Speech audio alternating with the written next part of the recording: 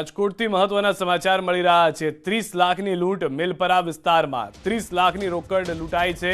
બેંકમાંથી રૂપિયા ઉપાડી નીકળેલ વ્યક્તિ પાસેથી 30 લાખ ભરેલો થેલો લૂંટી લેવાયો છે।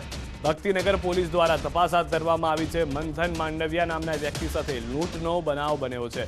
બે જણોએ લૂંટ ચલાવી હોવાનું મંથનનું કથન છે।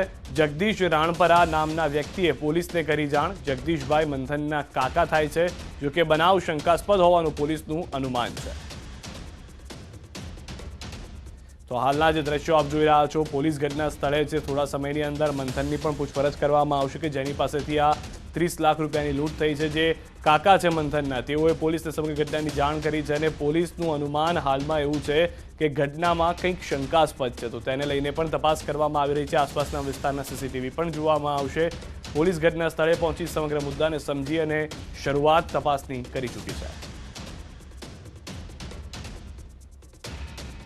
તો બે શખ્સ 30 લાખ ભરેલો થેલો લઈ ગયા હોવાની વાત મંથન કરી રહ્યા છે કે જેની પાસેથી આ 30 લાખ રૂપિયાની લૂંટ થઈ છે। તેઓનું કહેવું છે કે બે અજાણ્યા લોકો આવ્યા હતા અને તેઓએ આ 30 લાખ રૂપિયા તફડાવી લીધા છે। સૌથી મહત્વની વાત, બેંકમાંથી રોકડ લઈને જનાર સાથે આ લૂંટની ઘટના થઈ હોવાની જાણકારી છે। વધુ અપડેટ્સ પણ મેળવીશું। ન્યૂઝ 18 સંવાદદાતા અંકિત પણ અમારી સાથે જોડાઈ રહ્યા છે રાજકોટથી।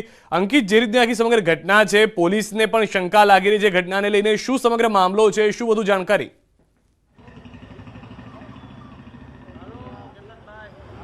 ચોક્કસ સિદ્ધાર્થ, સૌપ્રથમ તો હું આપને મારી પાછળના જે દ્રશ્યો છે તે બતાવવાનો પ્રયત્ન કરી। સમગ્ર મામલાની જો વાત કરવામાં આવે તો જે મંથન માંડવિયા નામનો જે છોકરો છે કે જેમનું કહેવું છે કે મારી પાસે રહેલ રોકડ રકમનો જે થેલો છે તે ડિસ્કવર બાઇકની અંદર આવેલા બે જેટલા વ્યક્તિઓ છે તે મને પછાડીને મારી પાસેથી રોકડ ભરેલો જે થેલો હતો તે લૂંટ ચલાવીને વયા ગયા છે। જે બાબતની જાણકારી પોલીસને છે તે જગદીશ રાણપરા એટલે કે જે મંથનનો જે કાકા છે તેમના દ્વારા આપવામાં આવી હતી અને ત્યારબાદ હાલ અત્યારે જે જગદીશ રાણપરા છે તેની હાલ અત્યારે પોલીસે પૂછપરછ પણ હાથ ધરી છે। હાલ તેને ક્રાઇમ બ્રાન્ચ ખાતે લઈ જવામાં પણ આવ્યો છે। ખાસ કરીને વાત કરવામાં આવે તો જે મંથન માંડલિયા નામનો જે વ્યક્તિ છે કે જે આ લૂંટની અંદર ભોગ બન્યો છે તે ઇન્ડુસન બેંકની અંદર નોકરી કરી રહ્યો છે।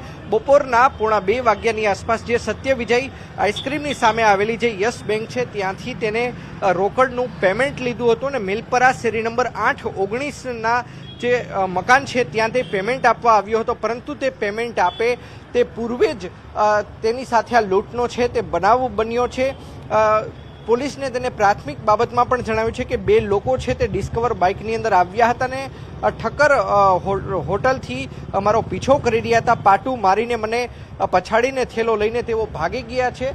જોકે હાલ અત્યારે પોલીસનું પણ કહેવું છે કે જે પ્રમાણે બનાવ સામે આવ્યો છે તે ખૂબ જ શંકાસ્પદ છે ને તેના માટે જ જે મંથનના કાકા છે તેમની પૂછપરછ પણ હાલ અત્યારે ક્રાઇમ બ્રાન્ચ દ્વારા શરૂ કરવામાં આવી છે। બીજી તરફ વાત કરવામાં આવે તો ભક્તિનગર પોલીસ દ્વારા પણ જે જગ્યાએ આ બનાવ બન્યો છે એટલે કે જ્યાંથી મંથને પેમેન્ટ રિસીવ કર્યું છે અને જ્યાં તે પેમેન્ટ આપવા આવનાર હતો કે જ્યાંથી લૂંટનો બનાવ બન્યો હતો, આ તમામ જે એરિયા છે ત્યાં જે સીસીટીવી ફૂટેજ આવી રહ્યા છે તે સીસીટીવી ફૂટેજ પણ હાલ અત્યારે સ્થાનિક પોલીસ તેમજ ક્રાઇમ બ્રાન્ચની ટીમ છે તે મેળવી રહી છે।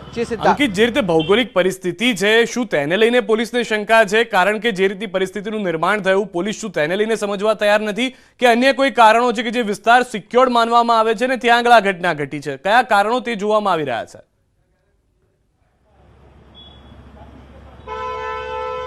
ચોક્કસ સિદ્ધાર્થ, ભૌગોલિક પરિસ્થિતિની જો પણ વાત કરવામાં આવે તો જે જગ્યાએથી આ પેમેન્ટ છે તે રિસીવ કરવામાં આવ્યું છે અને જે જગ્યાએ આ બનાવ બન્યો છે, આ બંનેની વચ્ચે વાત કરવામાં આવે તો 1 કિલોમીટરથી વધીને 1.25 કિલોમીટરનો આ એરિયા છે।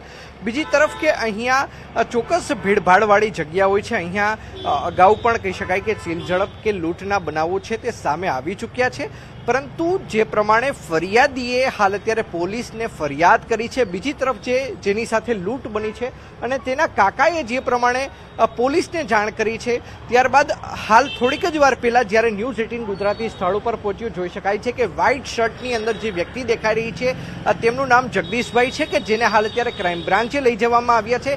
ખાનગી કારની અંદર ક્રાઇમ બ્રાન્ચે લઈ જવામાં આવે છે અને તેમની પૂછપરછ કરવામાં આવી રહી છે. એટલે કે પોલીસને પ્રથમ દ્રષ્ટિએ જ આ બનાવ છે તે શંકાસ્પદ લાગી રહ્યો છે.